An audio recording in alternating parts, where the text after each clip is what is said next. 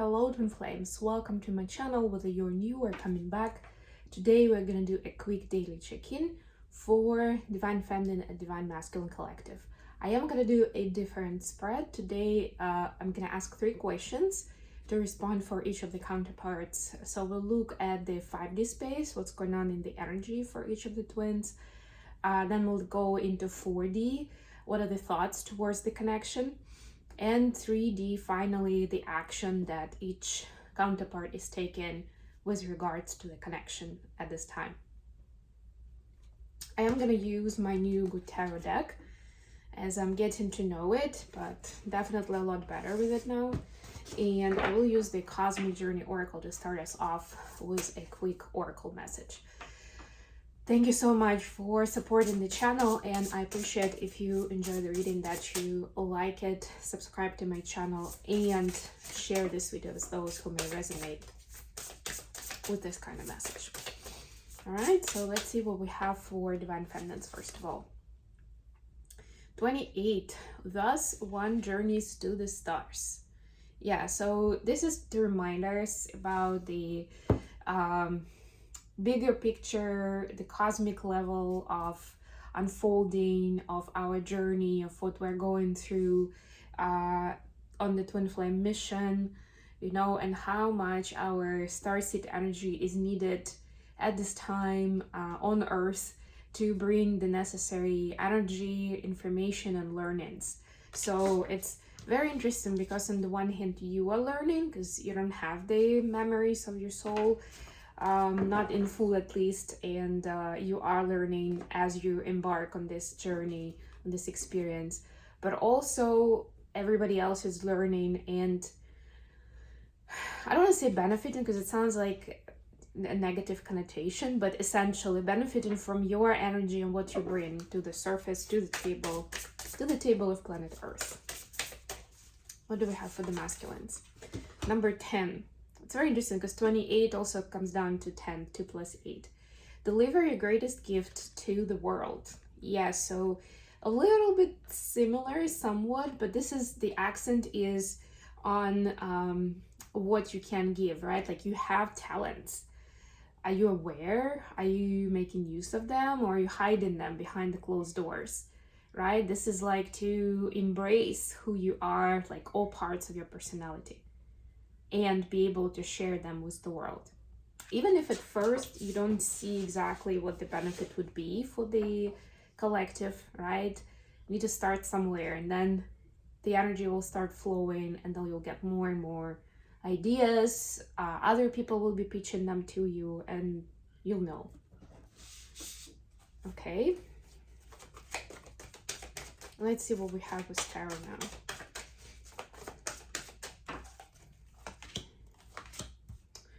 Just a reminder that this coming week we have summer solstice, which is a big deal, and I'll be doing a separate reading for it.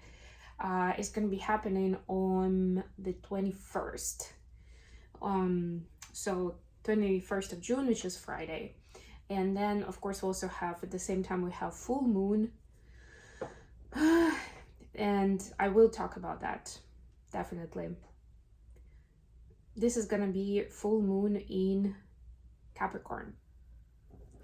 All right, bottom of the deck for the main read, again, number 10. Number 10 keeps coming over, and I actually, as I started talking about the card, I thought to myself immediately, full moon, number 10, it's like ending the cycle, right?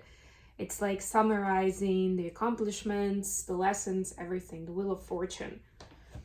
Something, the universe is bringing something towards the twins, something very important. It's almost like you've unlocked this next level, and now you have access to these new opportunities, to this new information. The Lovers, look at that.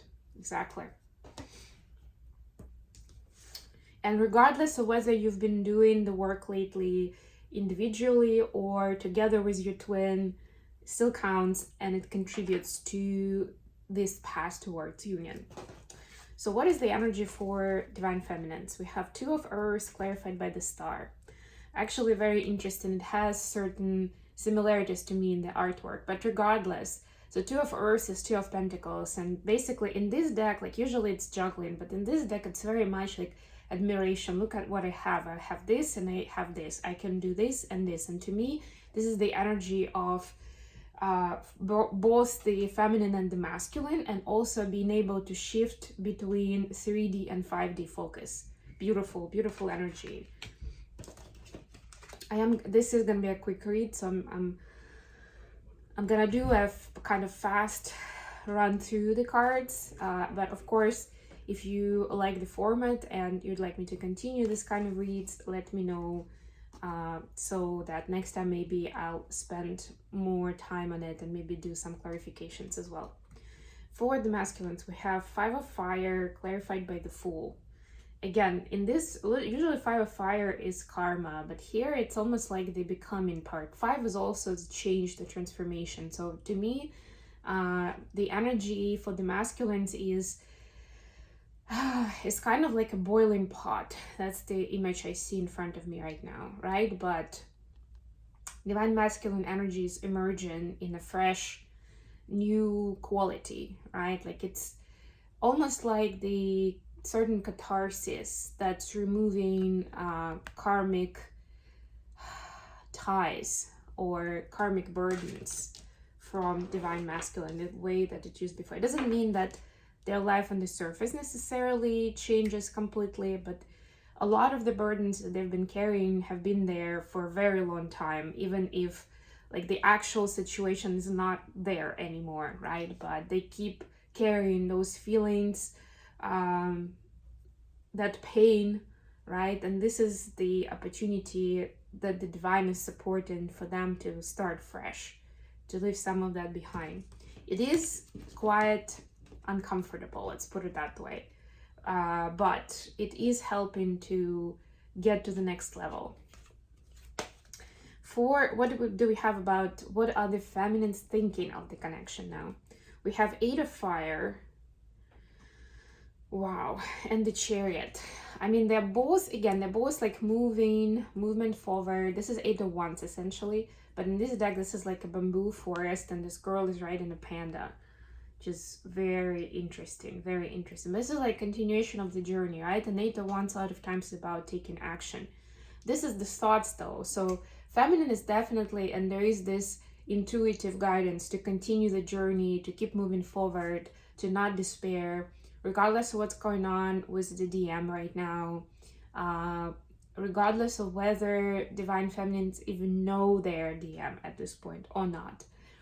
This is like, yes, this is true story, this is my story, I'm gonna keep doing the work and attracting my divine counterpart whenever they're ready and whatever the divine timing comes in. And I love these beautiful lanterns. To me, it's like there's something magical about this journey. And the feminines actually recognize that this journey is magical even without the union. So, you know, like it's not been easy, but it's also been very gratifying, like to discover this path, this magical path. What are the masculines thinking about the connection at this time? We have Messenger of Fire and Page of Wands. Both of them actually Page of Wands. Disclaimer. But you see the cards are very different though. And I like that there is both the feminine and the masculine aspect here. Because to me, this means that masculines are working towards defining what the masculine and feminine energy is and what it means when they interact with each other. And yes, for a lot of them, balancing out masculine and feminine within is like goes over their head. They don't really understand that. Maybe they understand that like it sounds like it makes sense, but not necessarily understanding what it means in reality. But what they do know is that there is a masculine and a feminine in terms of the connection. They are the masculine and there is their feminine. And they're figuring out basically. This connection is helping them figure out what their souls are and what to aspire to. What is the value and the potential for growth for each of the counterparts. So they see a lot of potential here. They also see that there's still a lot to learn in the nutshell. what action are the feminines taking towards the connection at this time? We have 5 of water and Ace of Cups. Essentially together they are 6 of Cups, but still this is 5 of Cups right now. And I like that it is melancholy, because 5 of Cups, as you know, is about sadness and grieving. But this is more like, you know, when you're nostalgic and you're remembering certain things. So I'm getting that there is like a deeper dive for divine feminines into their memories, into something that brings them sadness. And right now what they're doing is like they're filling up the cup in that area of their life, right? It's a big part, inner child work and understanding where there are still areas where it's painful. If you use internal family systems, it's gonna be the parts that still hurting, you know. Inner child, you would say inner child needs love and attention there, right? But this is like the discovery within their own story, right? And bringing in unconditional love and healing those parts, those scenarios. What action do the masculines? So essentially the feminine recognizes that, yes, it may not be the divine timing for union yet. There is work that needs to be done, and there is the work, and I'm doing it. What are masculines doing? 9 of Air clarified by Knight of Wands in reverse. Also very different vibe from this card than the 9 of Swords would usually give me. But so basically the masculines are trying to go above the usual overthinking and anxiety and go deeper, and also go outside of the usual way that they see the feminines in terms of physicality, sexual connection and attraction, right? Because whether we like to admit it or not, it's a big time pull for the masculine energy in general, and a lot of times it muddies up their vision of the feminine as a person. And I know it sounds terrible, but you know, sometimes it's part of the hormones and the way the biology works, all combined with decades of upbringing and men exchanging this kind of information with each other. Not all of them are that evolved or spiritual, you know. Not all of them are looking for true partnership with their feminine, right? So there is that thick layer in the collective where a lot of it is like, and we define the mate, right? Like even instinctively by the way they look. Like, are they gonna be good for, like, if we're talking masculine towards feminine, so we're talking male to female, let's take that example for a moment, right? It's like, is that female gonna be physically capable of giving birth to children, taking care of home, all those things, right? Like whether we like it or not, it's so deep in our DNA that even if we don't admit it, we're still assessing the other person that way. And yes, the females assess males as well. Like, are they gonna be able to protect, to provide, all those things, right? So it's like stepping above the stigma of the society and the personal overthinking.